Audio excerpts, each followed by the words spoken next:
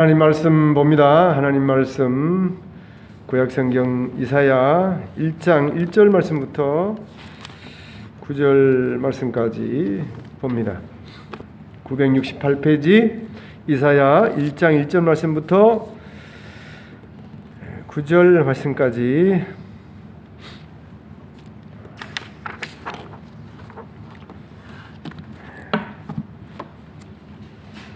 봉독합니다. 유다 왕 우시야와 요담과 아하스와 히스기야 시대에 아모스의 아들 이사야가 유다와 예루살렘에 관하여 본 계시라. 하늘이여 들으라, 땅이여 귀를 기울이라. 여호와께서 말씀하시기를 내가 자식을 양육하였거늘 그들이 나를 거역하였도다. 소는 그 임자를 알고 나귀는 그 주인의 구유를 알건만은 이스라엘은 알지 못하고 나의 백성은 깨닫지 못하는도다 하셨도다. 슬프다 범죄한 나라요 허물진 백성이요 행악의 종자요 행위가 부패한 자식이로다. 그들이 여호와를 버리며 이스라엘의 거룩하신 이를 만홀히 여겨 멀리하고 물러갔도다. 너희가 어찌하여 매를 더 맞으려고 패역을 거듭하느냐. 온 머리는 병들었고 온 마음은 피곤하였으며 발바닥에서 머리까지 성한 것이 없이 상한 것과 터진 것과 새로 맞은 흔적뿐이거늘 그것을 짜며 싸매며 기름으로 부드럽게 함을 받지 못하였도다. 너희의 땅은 황폐하였고 너희의 성읍들은 불에 탔고 너희의 토지는 너희 목전에서 이방인에게 삼켜졌으며 이방인에게 파괴된 같이 황폐하였고 딸 시온은 포도원의 망대같이 참외밭의 원두막같이 애워싸인 성읍같이 겨우 남았도다. 만군의 여호와께서 우리를 위하여 생존자를 조금 남겨두지 아니하셨더라면 우리가 소돔 같고 고모라 같았으리로다. 아멘.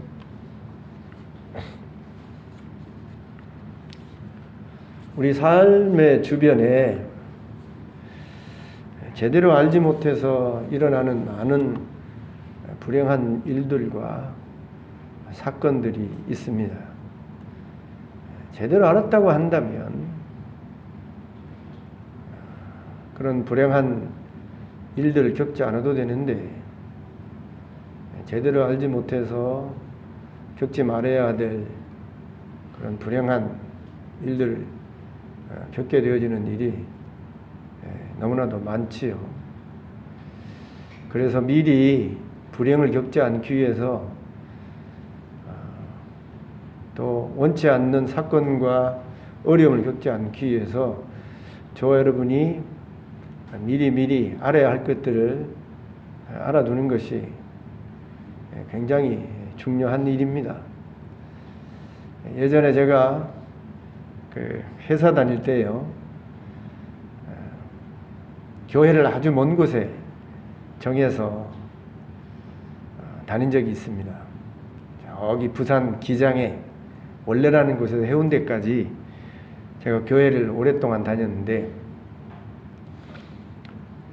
그렇게 한 이유는 제가 해운대 제일교회라는 곳에 청년 때부터 오래 다닌 교회이기 때문에 먼 곳에 원래라는 곳에 직장 근처에 저희 사택이 있어서 그곳에서 살게 되었지만 교회를 쉽게 옮길 수가 없었어요. 여기 뭐 교회 멀리서 오는 분도 있지만 상당히 먼 거리입니다. 정말 먼 거리예요. 그래도 오랜 기간 그렇게 주일, 수요일, 그 먼 거리 같으면 수요일 날 안 가죠. 금요일 그렇게 열심히 다녔던 기억이 있습니다. 그렇게 밤낮 이렇게 주일날 수요일날 오가면서 많은 교통사고를 겪게 되어졌습니다.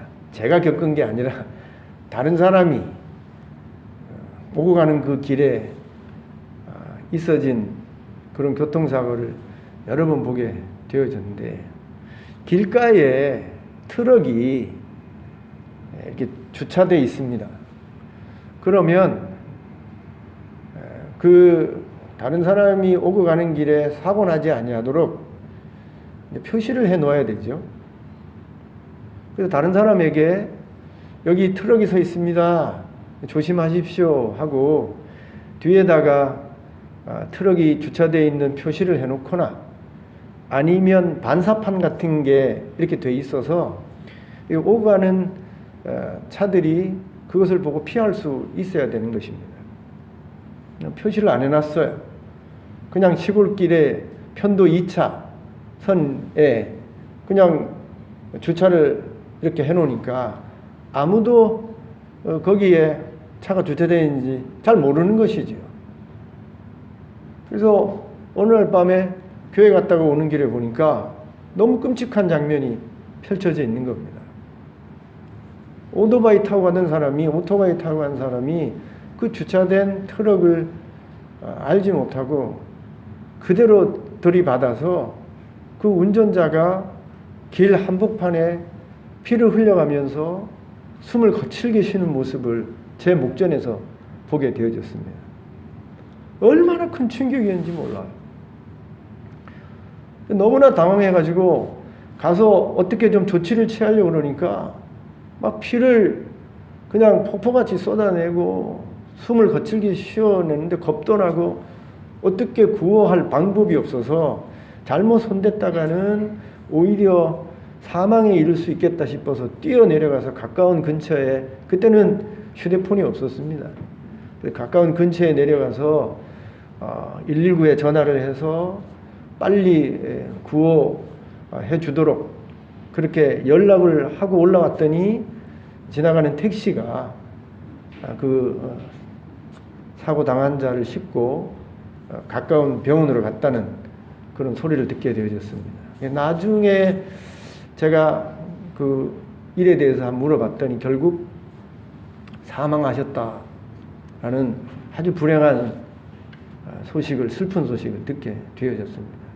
그 앞에 주차되어진 사실을 이 운전자가 알았다고 한다면, 아니면 그 주차되어 있다는 표시로 그 운전자들에게 알려주었다고 한다면 그런 불행하고 슬픈 일이 벌어지지 않았겠죠. 제대로 알려주지 않아서, 제대로 알지 못해서 여러분 일어나는 우리 주변에 크고 작은 슬프고 불행한 일들이 얼마나 많이 일어나는지 모릅니다. 그런데 이런 불행하고 슬픈 일들이 우리 일상생활에만 일어나는 것이 아니라 우리 신앙생활하는 신앙 가운데서도 일어난다는 사실을 우리가 기억해야 되는 것입니다. 내가 신앙으로 알아야 할 일들, 우리 하나님께서 우리 자녀들에게, 성도들에게 이 땅을 복되고 아름답게 살아가는 일에 대해서 반드시 알아야 할 것들로 알려주시는데, 그렇게 알아야 할 일들을 우리 성도들이 제대로 교육받지 못하고 배우지 못하고 알지 못하게 되어지면 그 알지 못하는 그 일 때문에 신앙의 불행한 일, 신앙의 슬픈 일, 신앙의 힘든 일을 한 번쯤 꼭 겪게 된다는 것입니다. 그래서 2주 전에 말씀드렸습니다만, 알지 못하는 것, 그 첫 번째가 우리 하나님이 살아계신 인격적인 하나님이라는 사실을 잘 알지 못한다는 거예요. 믿음이 없으니 하나님을 살아계신 하나님으로 받아들이지도 못하고, 그리고 믿음이 없으니 하나님이 인격적인 분이라서 오늘도 살아계셔서 우리처럼 말하고 대화하고 느끼고 소통할 수 있는 분이라는 것을 잘 모르는 것입니다. 근데 이걸 아는 것과 알지 못하는 것과는 하늘과 땅 차이인 것입니다. 하나님이 오늘도 살아계시다는 사실을 분명히 안다고 한다면 여러분, 여기 앉아서 예배드리는 여러분의 자세가 달라질 수 있죠. 보이지 않으니까, 하나님은 느낄 수 없으니까 그냥 편하게 예배를 드리는데, 정말 하나님이 살아계셔서 오늘도 나의 예배를 보고 계시고 받고 계신다는 사실을 정말 뼛속 깊이 이 느끼는 사람은 예배드리는 태도가 달라질 수밖에 없는 것이죠. 그리고 그 살아계신 하나님이 인격적인 분이라서 우리와 소통할 수 있는 분이라는 사실을 알게 되어지면 얼마든지 그 하나님하고 대화하고 또 사귀면서 복되고 아름다운 그런 삶을 살 수 있게 되어지는 것이죠. 얼마나 외로운 인생입니까? 근데 하나님이 인격적이라서 살아계셔서 언제든지 기도로 읽는 말씀을 통해서 나와 대화하고 소통하고 위로하고 격려하고 응답하고 이런 하나님을 안다고 한다면 외로운 인생 그 하나님과 인격적으로 교통하고 교제하면서 얼마든지 위로받고 용기 가운데 인생을 살아갈 수 있게 되어지는 것이죠. 근데 그런 하나님인데도 불구하고 그런 하나님을 믿는다고 하면서 제대로 알지 못해서 그런 하나님과 사귀지 못하면서 살아가는 소위 신자, 교인들이 교회 안에 얼마나 많은지 모릅니다. 하나님 계신데도 외롭게 살아요. 하나님이 계신데도 두려워하면서 세상 사람처럼 살아갑니다. 참 안타까운 일이죠. 두 번째는 하나님이 우리의 아버지라는 것입니다. 우리는 하나님의 자식이라는 거예요. 예수를 믿게 되어지면 그 예수 믿는 그 믿음 때문에 하나님과 우리의 관계가 회복되어져서 하나님이 우리의 아버지가 되시고 우리는 하나님의 자녀가 되어진다는 것입니다. 이거 얼마나 큰 특권이고 얼마나 큰 축복입니까?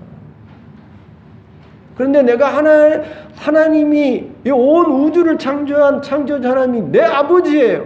얼마나 감격적이고 얼마나 힘있는 얼마나 축복된 그런 말입니까?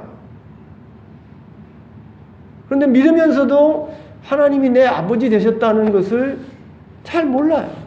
내가 하나님의 딸이 되고 아들이 되었다는 사실을 깊이 체감하지 못합니다.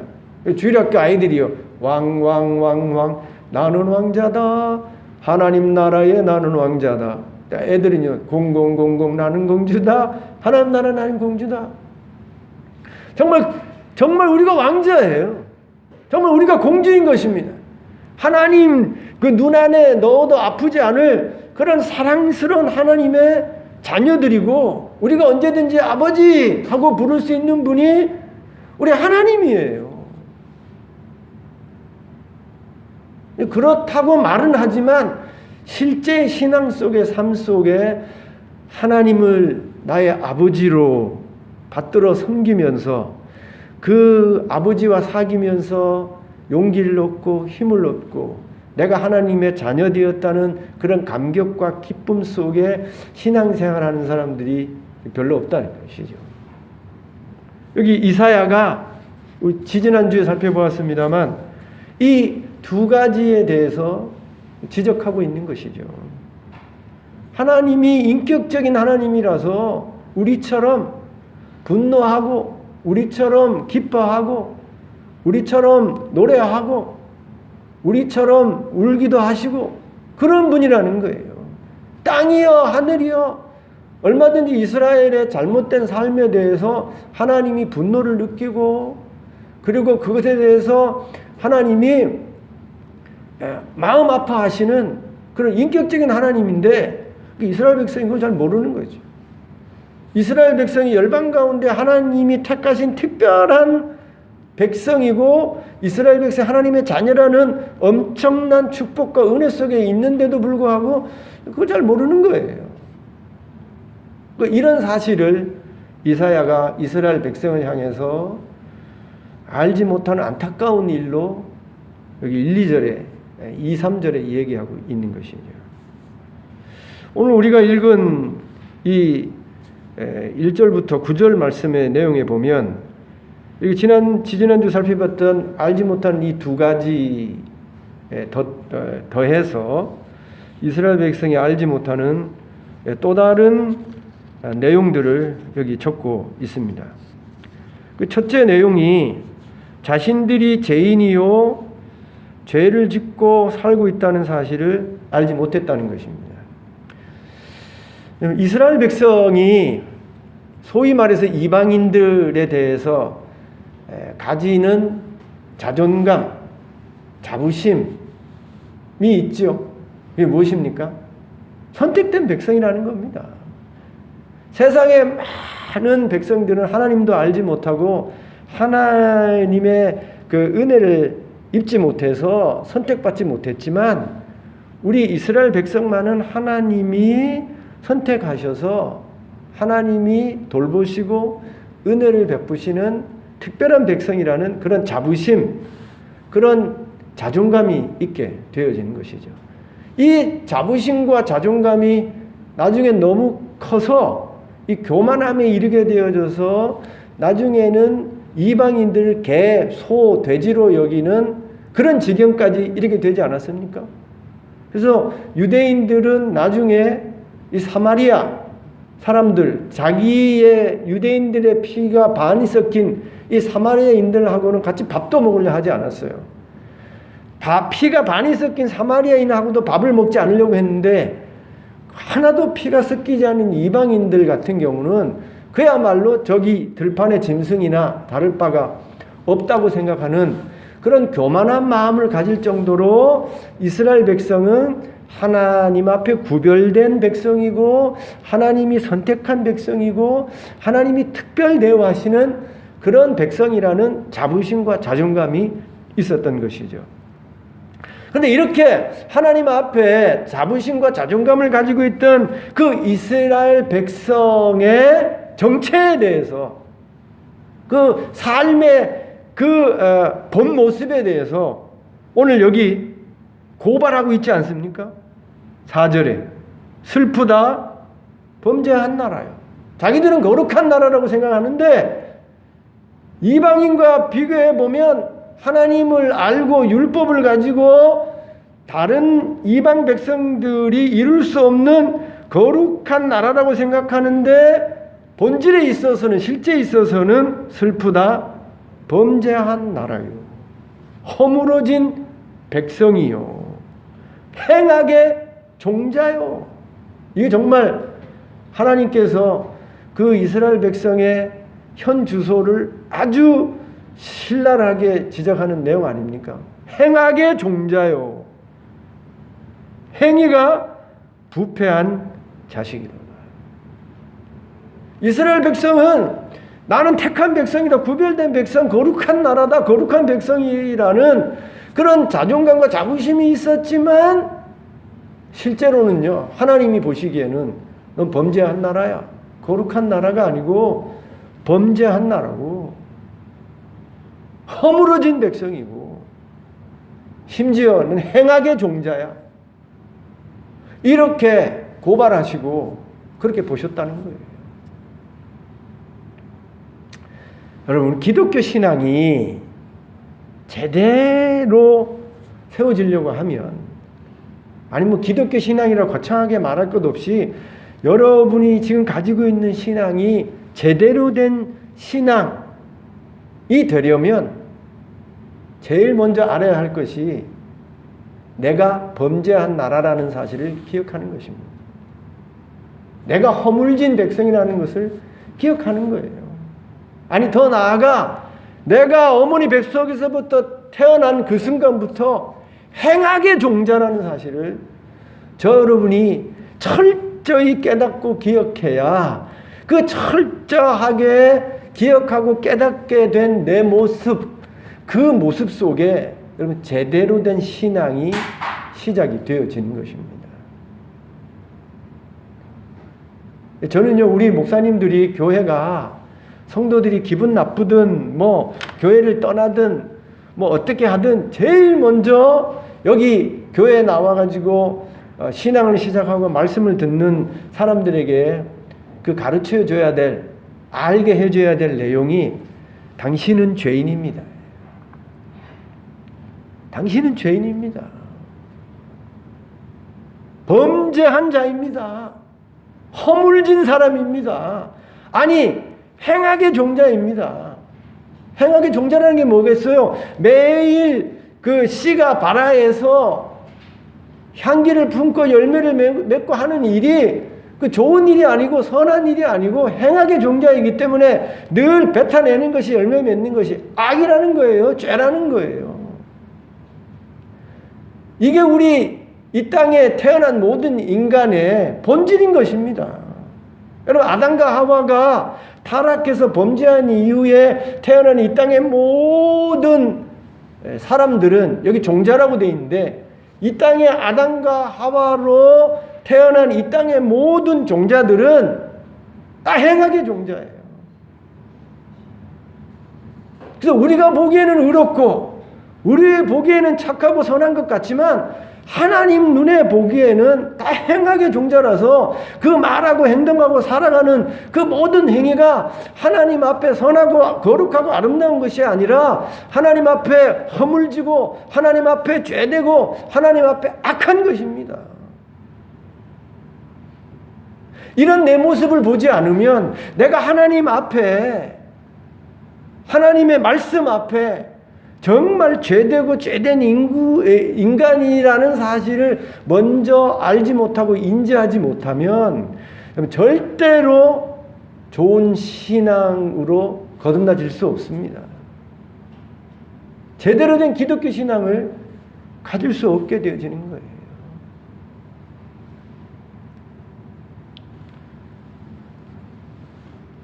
여러분, 잘 아시는 사도 바울이요, 얼마나 신앙 좋은 사람입니까? 그의 신약에 써놓은 13권의 책을 이렇게 편지를 읽어볼 때마다 그렇게 믿음 좋고 그렇게 성령 충만해서 복음을 전하고 하나님의 말씀을 전할 때마다 하나님의 복음의 말씀을 전하는 것뿐만이 아니고 성령의 능력으로 하나님이 전하게 하신 그 복음의 말씀을 능력으로 증명해내지 않습니까? 죽은 사람도 살리고 병든 자도 고쳐내고 귀신도 쫓아내는 그가 복음을 전하는 그 자리에 항상 하나님의 성령의 능력의 역사가 나타나는 그야말로 성령 충만한 그런 사람이 사도 바울 아닙니까?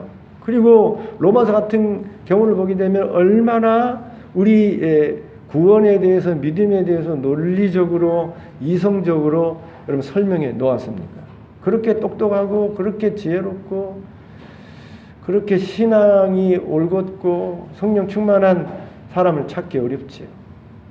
근데 그렇게 바른 신앙, 성령 충만한 자리에 이르는 그 밑바탕에는 사도 바울이 얼마나 자기가 허물진 백성이고 범죄한 나라에 행악의 종자인지를 아는 그 바탕 위에 그런 좋은 신앙, 그런 좋은 성령 충만한 신앙을 갖게 되어졌다는 것입니다. 그의 늘 고백하는 게 뭡니까? 나는 복음의 회방자다. 예수 복음의 회방자다. 예수 복음을 회방하는 큰 죄를 지었던 사람이다.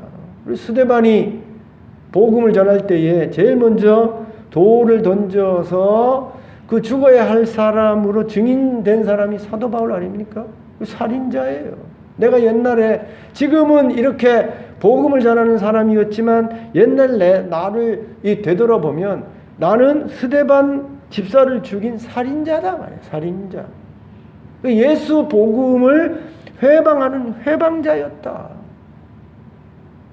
그래서 나의 옛 삶을 돌아보게 되어지면 나는 죄인 중에 괴수다. 그냥 죄인이 아니고 나는 죄인 중에 괴수였다는 것이죠.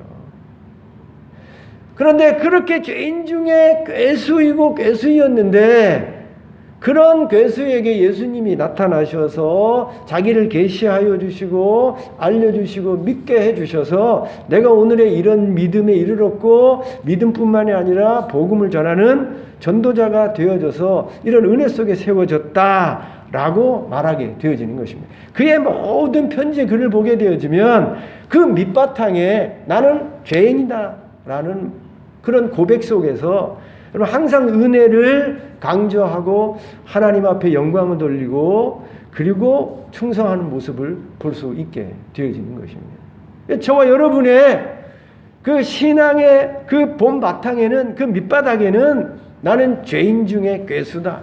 나는 범죄한 나라고 허물진 백성이고 행악의 종자다라는 자기 인식이 있어야 되는 거예요. 내가 죄인이라는 사실을 어머니 뱃속에서 태어날 때부터 죄인이라는 사실을 깊이 인지하지 못하면, 알지 못하면 절대로 행복한 신앙에, 훌륭한 신앙에 여러분 이룰 수가 없는 것입니다. 이스라엘 백성이 엄청난 지금 문제 직면에 있어서 어려움을 겪게 되어지는데,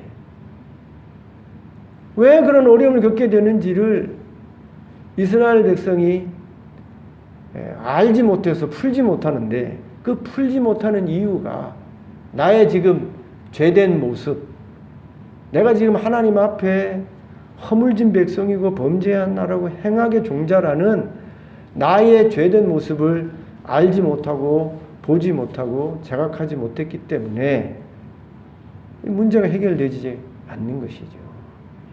여러분, 제대로 된 신앙생활을 하시려면 정말 하나님이 기뻐하는 하나님의 은혜를 노래하며 그 구원에 감격하며 기쁘고 즐거운 신앙생활을 하시려면 제일 먼저 하셔야 될 게 내가 얼마나 하나님 앞에 죄된 인간인지 그걸 깊이 깨달아야 되는 것입니다.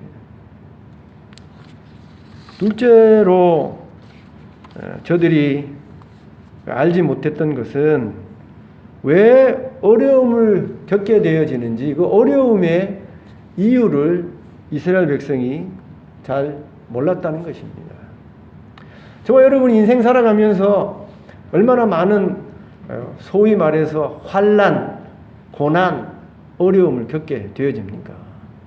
마치 바다의 파도가 끊임없이 하나 무너지면 또 다른 파도 와서 또 무너지고 크고 작은 파도가 계속 오는 것처럼 저와 여러분의 인생길에 크고 작은 어려움이 계속 밀려오는 것입니다. 그런데 우리 인생 가운데 이런 환난과 고난이 계속해서 오게 되어지는 이유가 있죠. 첫 번째 이유는 하나님이 우리를 사랑하셔서, 하나님이 우리를 하나님의 건강한 자녀로 만들기 위해서, 하나님 앞에 정말 단단한 신자로 만들기 위해서 하나님이 일부러 하나님이 환난을 주시지요. 하나님이 고난을 가하는 겁니다. 예수님이 바로 세례 요한에게 세례를 받으신 이후에 나가 천국이 가까웠다 회개하라. 그렇게 우리 예수님이 바로 나가서 복음을 전하시는 것이 아니라 복음 전하기 전에 40일 동안 금식기도 하시면서 소위 말해서 시험, 그게 환난 아닙니까? 시험 환난을 겪는 거예요. 그래서 그 시험을 극복해내고 이겨낸 이후에 성령 충만함을 받아서 회개하라 천국이 가까웠느니라 하고 복음을 전하시는 것이죠. 예수님의 제자들이 복음을 전하면서 얼마나 환난과 고난을 많이 받습니까? 그런데 그 환난과 고난은 그런 환난과 고난을 통해서 하나님의 하나님의 제자들을 더 제자답게 만들고, 그리고 그 환난과 고난을 통해서 더 선명하게 복음을 전하게 되어지는 것이죠. 그래서 하나님이 우리에게 환난과 고난을 주시는 첫 번째 이유는 하나님의 자녀를 하나님의 자녀답게 만들기 위해서, 진리를 더 진리답게 만들기 위해서, 마치 숫돌에 칼을 갈아서 날이 시퍼렇게 들게 하는 것처럼 하나님이 우리의 신앙을 그런 날선, 그런 아주 힘있는 강건한 신앙과 성도를 만들기 위해서 하나님이 우리에게 고난과 환난을 허락하시는 것이죠. 두 번째 환난과 고난의 이유는 죄 때문입니다. 우리가 하나님의 말씀대로 진리대로 순종해서 살면 고난이 없을 텐데, 환난이 없을 텐데, 우리가 예수 믿었다고 하더라도, 아니 원래 예수 믿지 않아서, 하나님 믿지 않아서 그 믿지 않는 죄 때문에 이미 환난 속에 고난 속에 있게 되어지는데, 하나님을 믿고 예수님을 믿는다고 하여도 하나님 말씀대로 제대로 살지 않으니까 여기 이스라엘 백성이 하나님이 저들의 아버지요 저들이 하나님의 자녀임에도 불구하고 하나님의 자녀답게 살지 아니하고 범죄하면서 허물진 백성으로 행악의 종자로 잘못 살게 되어지니 그 잘못 살게 되어진 죄 때문에 어려움을 겪고 환난과 고난을 겪게 되어지는 것이죠. 우리 하나님은 우리를 사랑하시기 때문에 하나님의 자녀가 잘못된 길을 걸어가면 결코 그냥 내버려 두지 않습니다. 여러분의 자녀를 기르면서 자녀들이 지금 잘못된 길을 걸어가는데 그 잘못된 길을 그냥 방관하고 계십니까? 자녀들이 지금 잘못된 행위를 해서 죽음의 길로 불행의 길로 그래 지금 걸어가고 있는데 그런 불행의 길로 잘못된 길로 걸어가고 있는 그 자녀들을 그 먼 발치 강 건너 불 보듯이 하는 부모가 있겠어요? 부모라고 한다면 그렇게 잘못 알아서 잘못 살아서 불행의 길로 망하는 길로 죽음의 길로 간다고 한다면 그 앞에 나가서서 막아서고 꾸짖고 책망하고 하는 모든 일을 하는 거 아닙니까? 마찬가지예요. 하나님이 우리를 사랑하시는 부모이기 때문에 아버지이기 때문에 저와 여러분이 우리 하나님의 자녀들이 하나님 말씀대로 살지 아니하고 허물진 백성으로 범죄한 나라로 행악의 종자로 잘못 살게 되어지면 하나님이 징계의 매를 들고 하나님이 때리게 돼 있는 거예요. 채찍을 가지고 때리게 돼 있는 겁니다. 요즘에요 아이들 교육 저는 다 그 성경적으로 억셉트하지 않습니다. 받아들이잖아요. 요즘은요 아이들 뭐 조금만 지휘하고도 말이에요. 그거 뭐 고발하고 난리가 나지 않습니까?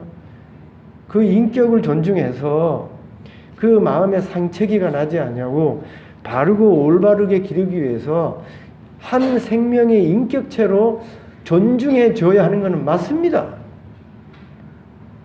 내가 맘대로 막 꾸짖고 책망해서 그 인격에 큰 상처계를 내가지고 평생 그 상처 때문에 애가 살아가지 아니하도록 정말 조심해서 훈계하고 가르쳐야 되죠. 그러나 그렇다고 하더라도 부모가 돼서 잘못된 길을 걸어가는 아이를 그냥 방치해서는 안 되는 겁니다. 얼마든지 아이를 인격을 훼손하지 않으면서 깊은 감동을 주면서 깨닫게 하면서 여러분 훈육할 수 있는 거예요. 가르치고 징계할 수 있는 겁니다. 하나님이 그렇게 하시는 겁니다. 우리 하나님께서 하나님의 자녀가 하나님의 자녀답지 않게 허물진 백성으로 범죄하면서 행악의 종자같이 잘못된 길을 걸어가게 되어지면 우리 하나님이 매를 들고 무섭게 매를 치는 거예요. 이게 얼마나 참담한 내용이 여기 나옵니까? 5절에요.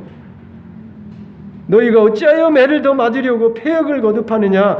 온 머리는 병들었고 온 마음은 피곤하였으며 발바닥에서 머리까지 성한 것이 없이 상한 것과 터진 것과 새로 맞은 흔적뿐이거늘. 하나님이 그렇게 때리는 거예요.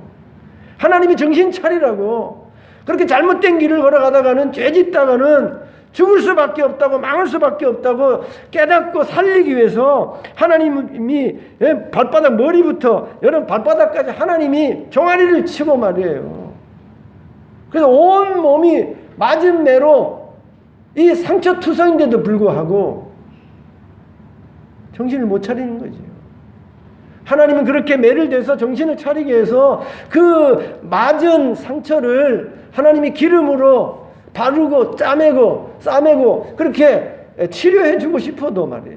이스라엘 백성이 하나님의 사랑의 징계에 매를 맞으면서 깨닫지 못하고 계속 죄된 길을 걸어가서 어려움을 겪고 고난을 겪고 환난을 겪고 있다는 것이죠. 내가 지금 환난을 겪고 있는데 이스라엘 백성이 여기 우시야, 요담, 아하스, 히스기야가 이 이사야가 예언하던 그 시대 배경 아닙니까? 여러분 아하스 시대에 북이스라엘의 이 베가 왕이 아람 왕과 연합해서 쳐들어왔어요. 왜 그런 어려움을 겪습니까? 아스 왕이 얼마나 우상을 섬기면서 잘못된 삶을 살았는지 하나님이 북이스라엘 왕과 아람 왕을 통해서 지금 징계하고 있는 거예요. 여러분, 히스기야 시대에 또 얼마나 어려움을 겪어요. 하나님의 백성이 하나님의 백성답게 살지 않으니 이런 어려움을 겪게 되어지는 것입니다. 저와 여러분이 살면서 혹여나 어려움과 환난과 고난이 오게 되어지면 여러분, 그 내게 오게 되어진 환난과 고난에 대해서 저와 여러분이 묵상하면서 생각해 보면서 왜 이런 어려움과 환난이 나에게 오게 되어졌는지 돌아봐야 되는 겁니다. 내가 지금 열심히 신앙생활 하는데 말씀대로 기도하면서 바르고 하나님이 기뻐하는 삶을 살면서 불구하고 고난과 어려움을 겪는다고 한다면 기뻐하세요. 비록 고난이지만, 비록 환난이지만 기뻐하세요. 왜냐하면 그건 훈련이에요. 그 훈련이 끝나면 더 큰 축복이, 더 큰 은혜가 오게 되는 것입니다. 욥이 환난과 어려움을 겪었지만 그 환난과 고난을 이겨낸 후에 하나님이 배나 되는 은혜를 주셨어요. 바르게 살아서 지금 있어지는 고난과 환난이라고 한다면 인내하면서 더 큰 축복을 소망하면서 이겨나가면 되지만, 내가 하나님 말씀대로 살지 않아서, 하나님 말씀대로 행하지 않아서, 범죄해서 잘못 살아서 여러분 있어지는 환난, 고난이라고 한다면 빨리 회개하고 고쳐야 되는 것입니다. 바꿔야 되는 거예요.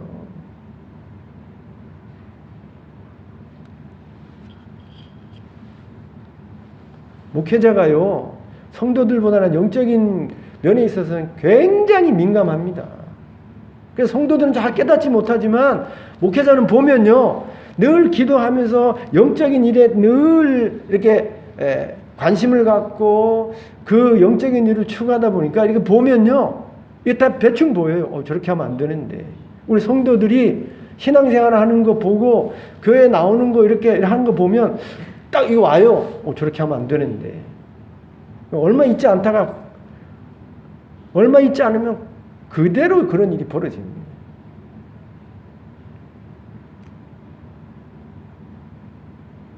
이스라엘 백성이 환난과 어려움을 겪게 된 이유가 다른 게 아니었어요.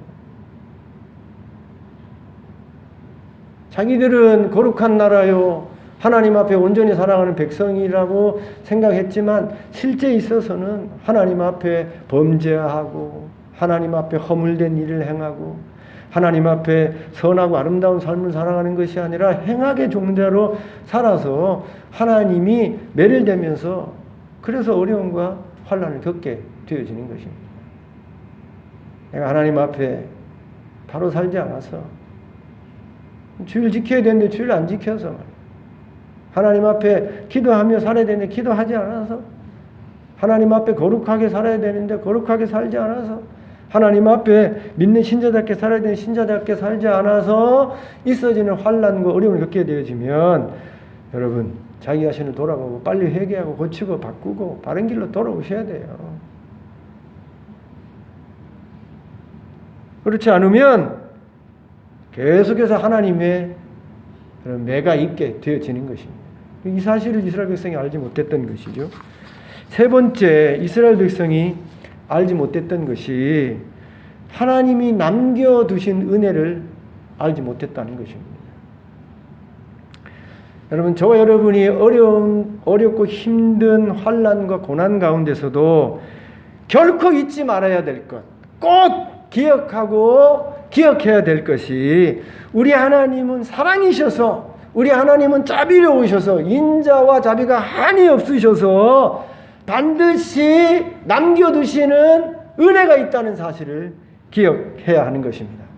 아무리 하나님의 자녀가 허물진 삶을 살고 범죄한 일을 하고 행악의 종자같이 살아간다고 하더라도 하나님은 하나님의 자녀를 결코 버리지 아니하시고 그 사랑하는 자녀, 허물진 백성이지만, 범죄한 나라이지만, 행악만 하는 잘못된 자식이지만 그 자식을 완전히 심판해서 끝장내지 아니하시고 하나님이 그 자녀에 대해 남겨두시는 남겨두시는 은혜가 있다는 사실을 꼭 기억해야 된다는 것입니다. 여러분, 왜 사람들이 자살합니까? 제가 어저께 보니까요. 배우가 말이에요. 어제 그 드라마, 그 탤런트, 그 드라마가 지금 나오고 있대요. 그런데 드라마에서 지금 연기하는 배우가 자살해서 죽어버렸어요. 얼마나 많은 사람들이 지금 자살해서 죽는 그런 슬픈 소식을 저와 여러분이 많이 듣습니까? 그거 왜 죽습니까? 절망했기 때문이에요.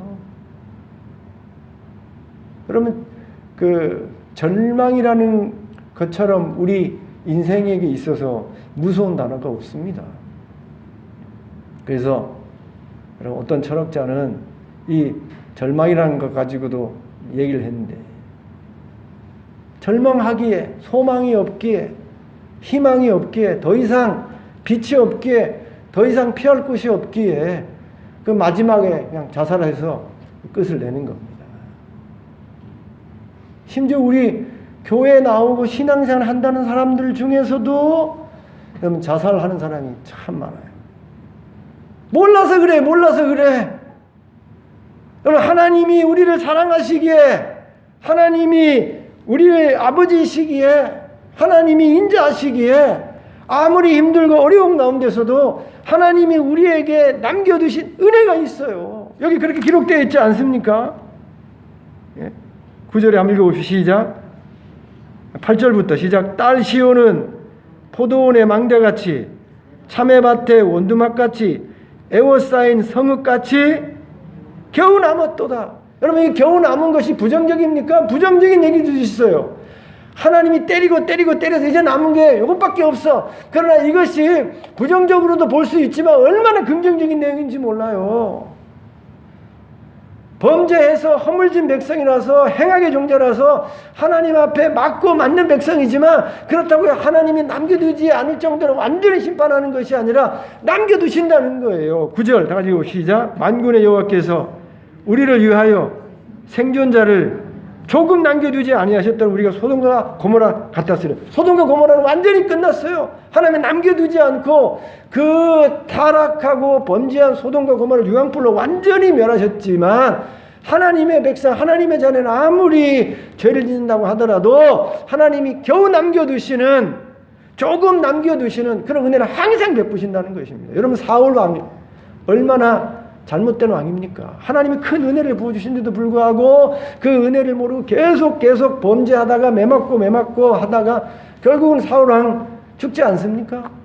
근데 그렇게 사울의 집안이 다 완전히 끝장난 것 같은데, 여러분 잘 살펴보시면 하나님이 그 범죄한 사울 왕의 집에도 하나님이 은혜를 남겨두신 것을 알 수 있습니다. 누굽니까? 누구예요? 다윗의 친구 요나단. 사울이 그렇게 잘못된 길을 걸어가더라도 그 집안 안에 그래도 하나님의 사랑을 받고 인정을 받는 믿음의 아들 요나단을 남겨두신다니까요.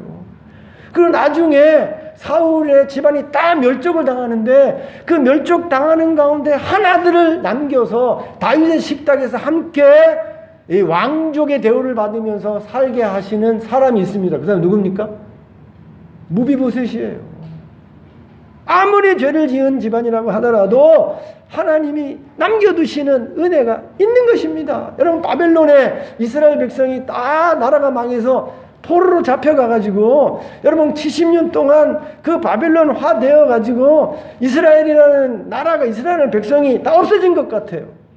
근데 없어졌습니까? 70년이 지나도 그 바벨론화된, 세상화된 그 이스라엘 백성 가운데 남겨두신 사람들, 소위 남은 자가 여러분 70년 후에 1차, 2차, 3차로 돌아와서 성전을 건축하고 예루살렘을 다시 세우지 않습니까? 하나님의 그 일하심에, 하나님의 사랑과 자비 속에는 항상 남겨두시는 은혜가 있는 것입니다. 저와 여러분이 행악의 종자로, 범죄한 나라로 잘못된 삶을 살 때가 있어서 많은 환난을 겪고 어려움을 겪고 마치 아무 빛도 없는 캄캄한 길을 걸어가서 소망도 희망도 가질 수 없는 절망의 속에 있을 수 있는 것입니다. 그런 때가 있는 것입니다. 그런 때라도 저와 여러분이 꼭 기억해야 될 것이 하나님이 그런 나에게도 소망 없는 나에게도 매맞는 나에게도 범죄해서 하나님 앞에 완전히 바닥에 떨어진 나에게도 하나님이 뭐가 있어요? 남겨진 은혜가 있어요. 은혜. 아직 나에게 희망의 줄을 붙잡을 수 있는 하나님의 남겨진 은혜가 있어요. 내 인생 가운데, 내 가정 가운데, 내 삶 가운데 하나님이 남겨진 은혜가 있어서 그 남겨진 은혜를 붙잡고 다시 소망을 가지고 다시 회개하고 다시 신앙생활을 회복하게 되어지면 그게 작고 작은 그 남겨둔 은혜지만 그 은혜가 꽃피고 30배, 60배, 100배의 결실을 맺어서 완전히 바뀌는 은혜의 역사로 바뀔 수 있는 것입니다. 여러분, 탕자가 말이에요. 아버지의 재산을 가지고 딱 그냥 방탕하게 인생을 허비해서 아무것도 남은 거 없지 않습니까? 그런데 그 아들이 아버지에게 돌아오잖아요. 근데 아버지가 넌 이제 내 자식 아니야 하지 아니하고 그 아버지가 다 허랑방탕해서 돌아온 그 아들을 품꾼의 하나로 보지 아니하고 자기 아들로 다시 받아들이는 남겨주신 은혜를 베풀어 주시잖아요. 그래서 완전히 회복하지 않습니까? 완전히 아들의 지위를 회복해서 다시 아버지가 가락지를 끼워주고 좋은 옷을 입히고 그리고 책망하고 꾸짖는 것이 아니라 어떻게 해요? 잔치를 베풀어 주지 않습니까? 여러분, 예수님 당시에 창기들 세리들은요 인간이 아니에요. 인간 취급을 하지 않습니다. 그렇게 인간 취급을 당하지 못하는, 여기 표현대로 하면 허물진 백성이고 범죄한 나라이고 행악의 종자처럼 살아가는 그런 세리와 창기에게 하나님이 남겨진 은혜를 베푸시잖아요. 예수님이 누구에게 갑니까?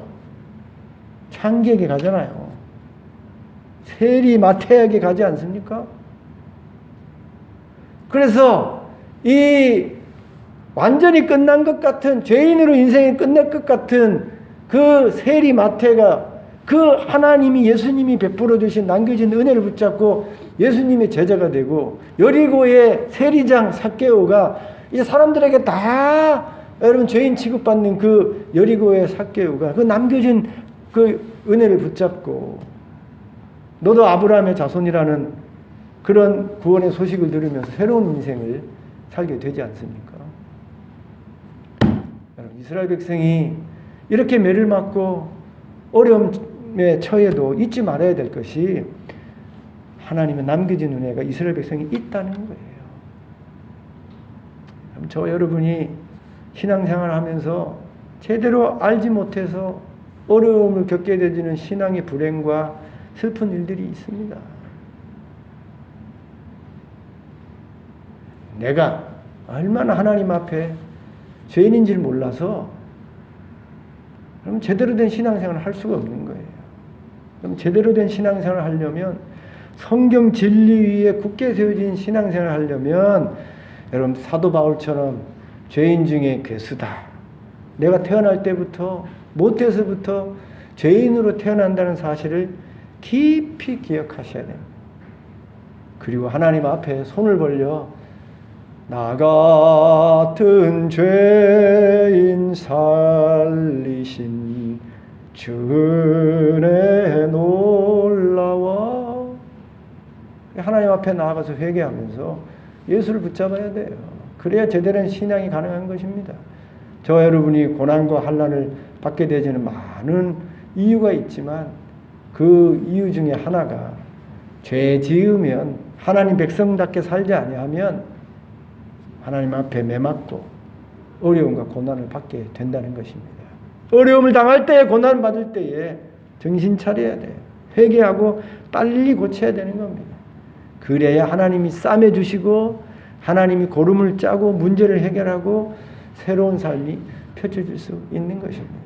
내가 아무리 지금 잘못된 길을 걸어가서 하나님 앞에 매를 맞고 어려움을 겪는다고 하더라도 그래도 우리는 하나님의 자식이기에, 하나님이 사랑하는 신자이기에 하나님이 우리에게 남겨두신 은혜가 있다는 것입니다. 지금이라도 회개하고 돌이켜서 그 남겨진 은혜를 사모하고 남겨진 하나님의 그 사랑을 붙잡고 나아가게 되어지면 언제든지 전화위복, 언제든지 바뀌는 은혜의 역사가 우리에게 있게 되어지는 것입니다. 이 세 가지 사실을 꼭 기억하셔서 여러분의 남은 삶을, 여러분의 신앙을 불행으로 만들지 아니하고 행복으로 만들어가는 저와 여러분 될 수 있기를 주님의 이름으로 축원드립니다. 기도합니다. 살아계신 하나님 아버지, 오늘도 알아야 할 것 알려주셨사오니 아버지 제대로 알아 신앙생활을 하는 가운데 복된 삶, 바른 삶, 은혜로운 삶 살아갈 수 있도록 축복해 주옵소서. 예수님 이름으로 기도드리옵나이다. 아멘.